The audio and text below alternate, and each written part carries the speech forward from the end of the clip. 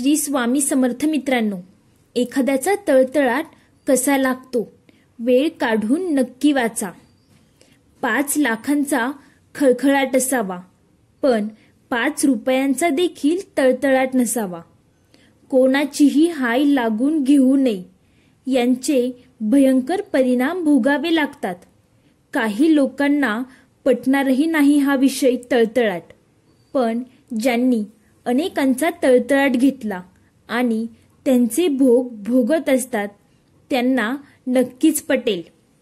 अनेक कारणाने त्रास दिलेला असतो, जसे की शारीरिक, मानसिक, आर्थिक, अपमानास्पद वागणूक. कोणाचे मन दुखवले असू शकते, कोणावर अन्याय देखील केलेला असू शकतो. कोणाची काही कारण नसताना सामाजिक बदनामी केलेली असते, छळ केलेला असतो. कोणाची हक्काची प्रॉपर्टी फसवून हडप केलेली असते आणि ते करायला बळ दिलेले असते.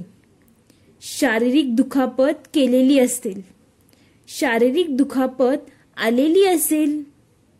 विश्वासातील व्यक्तीने घेतलेला गैरफायदा. ज्याने उपकार केले असतील पण आपल्या स्वार्थासाठी त्याच्या पाठीत खंजीर खुपसलेला असेल. त्रासाचे कुठलेही कारण असो, वरील गोष्टींचा समोरच्या व्यक्तीला प्रचंड त्रास होत असतो. तो खूप दुःखी होतो, त्याचे मनोबल कमकुवत होत असते. पर्यायाने ती व्यक्ती प्रचंड डिप्रेशनमध्ये देखील जाऊ शकते. जाणून बुजून त्रास देणाऱ्या व्यक्तीला हे समजत नसेल. पर्यायाने ज्या व्यक्तीला त्रास झालेला असतो त्या व्यक्तीकडून चमत्कार होत नाही, किंवा देव देखील शाप देत नाही, किंवा काठीनेही मारत नाही, पण दुखवलेल्या व्यक्तीकडून तेजस्वी नकारात्मक ऊर्जा शक्ती निघते व समोरच्या व्यक्तीमध्ये शोषली जाते. मग समोरच्या व्यक्तीला हाय लागते. त्याला तळतळाट असे म्हणतात.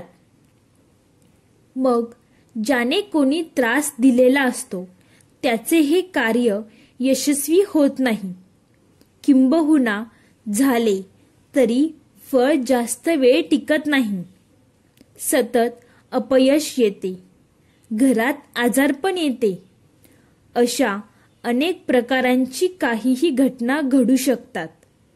आपण किती खरे आहोत आणि किती खोटे आहोत हे फक्त आपल्यालाच माहीत असते. आपल्या अंतरात्म्याला आपल्याबद्दल सगळ्या गोष्टी माहीत असतात. समोरच्याचे मन दुखवले जाणे म्हणजे पाप लागणे. त्याची परतफेड शक्यतो या जन्मातच करावी लागते. त्यालाच पाप असे म्हणतात. तुम्ही आस्तिक किंवा नास्तिक, चांगल्या वाईट गोष्टींचा हिशोब व्याजासह परत करावा लागतो. मी एका पुस्तकात वाचले होते, राजा दूत राष्ट्राचे 100चे 100 पुत्र युद्धात मारले गेले. तेव्हा त्यांनी श्रीकृष्णाला विचारले, असं का व्हावं? संबंध जीवनात मी असे कोणतेही महापाप केले नाही, ज्याच्या परिणाम स्वरूपात सर्वच पुत्रांचा मृत्यू आपल्या डोळ्यासमोर पाहून त्याचे दुःख सोसाने माझ्या नशिबी यावे. तेव्हा भगवान श्रीकृष्णाने धृतराष्ट्र राजाला आपले पूर्वजन्म पाहण्याची दृष्टी दिली. धृतराष्ट्र राजाने दिव्य दृष्टीद्वारे पाहिले की साधारण 50 वर्षापूर्वी तो एक पारधी होता आणि पक्षी पकडण्यासाठी त्याने एका वृक्षाला आग लावली. आग लागताच बरेचसे पक्षी उडून गेले. मात्र आगीची जळू लागल्याने कित्येक पक्षी आंधळे झाले, तर पक्ष्यांची 100वर लहान पिल्ले उडू न शकल्याने आगीत होरपळून मृत्युमुखी पडली.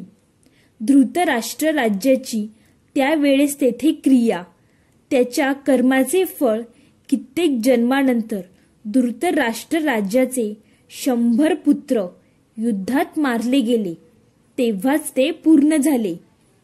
कर्म हे फळ देऊनच शांत होते. प्रत्येक चांगल्या वाईट गोष्टीचा हिशोब हा होतोच. हा प्रत्येकाच्या कर्माचा सिद्धांत आहे. चांगले कर्म चांगले फळ देऊनच शांत होते, तर वाईट कर्म वाईट फळ देऊनच शांत होते. आणि काळ मागे पुढे होऊ शकतो. हा कर्माचा सिद्धांत आहे की क्रिया म्हटल्यावर प्रतिक्रिया होणारच. आपण ठरवायचे आपले कर्म कसे हवे. जसे ज्याचे कर्म तसे फळ तो ईश्वर देतो. क्षणिक सुखासाठी आपण कुणी होतो नष्टीभ्रष्ट. तर मित्रांनो, तुम्हाला ही कथा आवडली असेल तर चॅनेलला नक्की सबस्क्राईब करा आणि लाईक, शेअर, कमेंट करायला अजिबात विसरू नका. धन्यवाद मित्रांनो. बोला श्री स्वामी समर्थ.